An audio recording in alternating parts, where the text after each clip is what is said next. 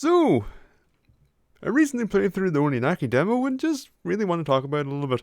I'm going to try and keep this short. So I like the idea of a video format where I just throw out some thoughts instead of, laboring over every word like I typically do.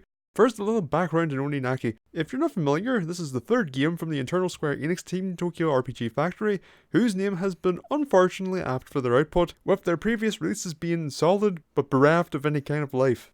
Which brings us to Oninaki. It's an action RPG that so far has been the most interesting thing from this developer. So let's start positively.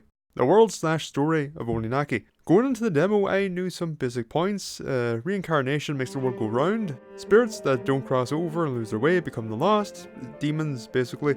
You play as a spiritfarer, who I think is called a wayfarer, whose job it is to help those wayward spirits move on before they become corrupted, since a lost soul can't reincarnate. The demo, which is actually the beginning of the game, your save transfers you see, establishes the reincarnation process and its importance with our protagonist as a child grieving for his recently deceased parents. He's practically told, "Oi, don't do that there. We need them to move on and you being sad might make them stay in that." And we skip forward and start proper. Now, so far, I am pretty much thinking, seems fine. But then, is this scene. Okay, I'm just going to show the whole thing. This will probably make the video bloody long, but feck it. First, context.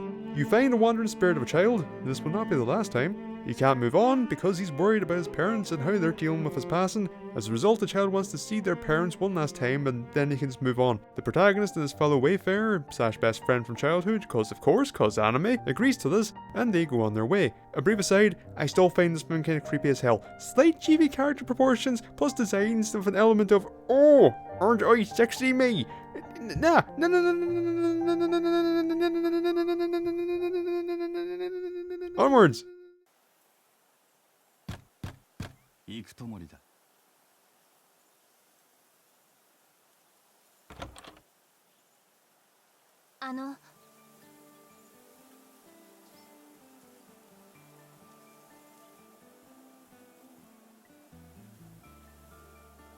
はい。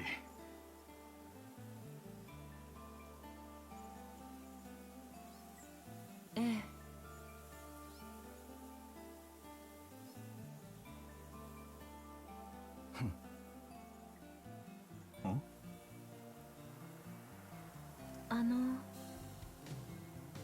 いえ。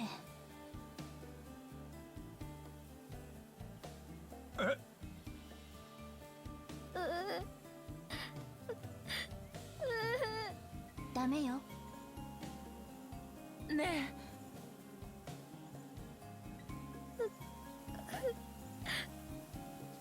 おい。ちょっと。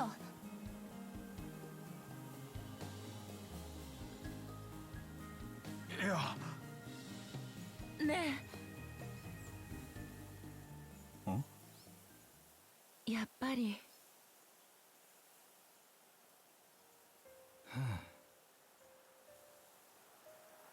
本当か？はい。なら。ええ。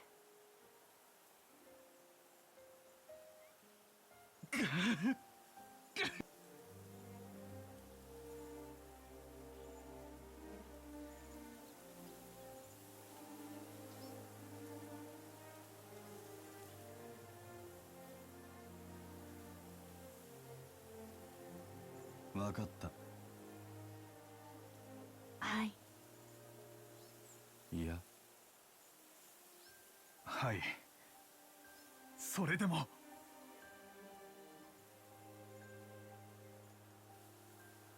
任せろ。はい。待っててね。いいな。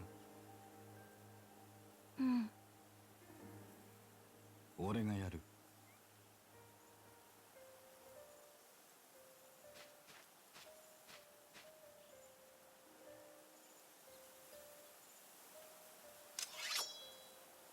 よし。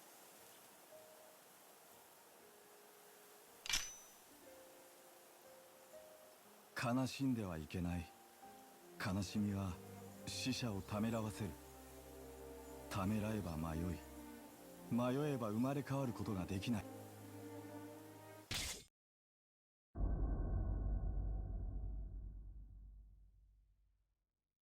Right, when I saw this, I did not know how to react.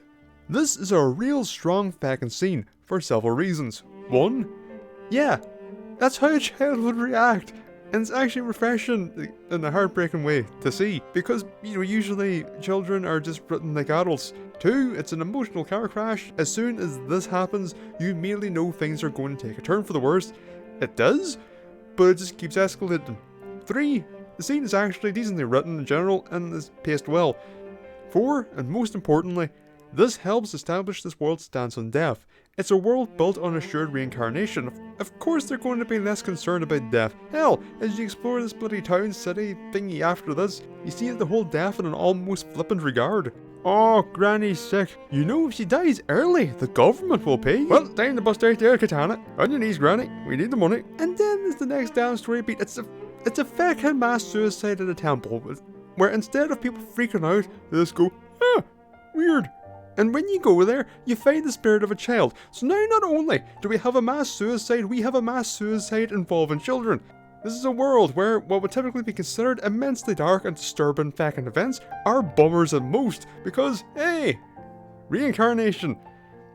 It can create this immense clash between the player and the game, almost creating the sensation of being the insane one as you sit there and turn and scream, why is this fine?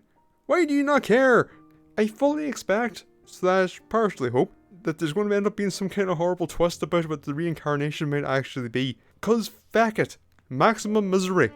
Now for the not so positive. Or should I say it's time for the it's fine. When making an action RPG, if there's one thing you should nail, it's the action. They didn't. The combat is simple enough, you have an attack button, an ability button, and some skills. This is fine. The problem is when you use any of it. It's so goddamn slow. You can park a bus in the recovery window, everything is like this and it sucks for all of it. The bloody thing about it is that they know it's fucking slow because the enemies are actually tuned to it. They too attack at a fucking snail's pace. Every encounter is a ponderous affair. A sign that this may be in part intentional, for some stupid reason, can be found in your starting demon skill tree. Context, demons function and skill sets. They have a weapon type, skills to unlock, and a skill tree. You acquire more of them over the course of the game. Now, as I was saying, in the demon skill tree you find these. Cancel out skill recovery with basic attack, cancel out dash recovery with basic attack, etc. I tried this with the dash recovery cancel and it's still slow as hell because the point that you can cancel the recovery is still an eternity after the dash. The battle system just needs to be tightened the hell up. I understand the Devil May Cry may not be the battle pace that they're looking for, but I highly doubt that they were attempting to replicate the feeling of underwater scuffles.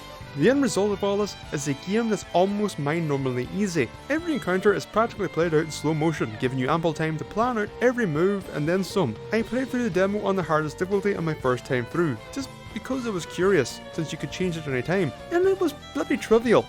I have no idea how tedious the lower difficulties could be. The demon system is interesting, but the attempts at encouraging demon switching don't really work. As you fight, this percentage rises. Once it reaches 100%, you can go into this powered up state that seems to allow the game to play well. If the tutorial text is anything to go by, I never used it, and I'll explain in a second. When it reaches, I want to say about 150% or so, then your defense is supposed to significantly drop. Now you would think, well, why wouldn't you, use the thing then to drain that back down? Well, it's because of this.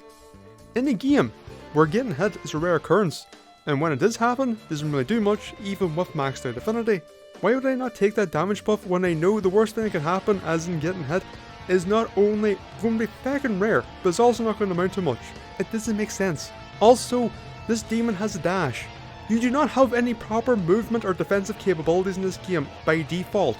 There is no block, there is no parry, there is no dash, there is no roll, there is no backstep. I value defensive options and any kind of movements like dashes and such. So naturally, when you say here's a demon, this is your only means of doing that, I'm not going to switch from that. Your base level mechanics, I'm talking about the combat as a whole, including the recovery window, the block and all. Your game at a base level should be fun to play, as you not need to unlock like 5 or 6 things before your combat system becomes tolerable. I've had this problem for years. I've recent years played through the Kingdom Hearts series and it's just, hey, how do I block? Oh, you need to level up to block. And an action game? No. I try to remember, now you couldn't even fucking roll, it says walk up, walk away. It's terrible. Encounter design is also poor, as I already established, the enemies don't really pose a threat, so what's the best thing you can do when making an encounter? You kill one useless enemy and a new useless group spawn in. I played a game like this recently.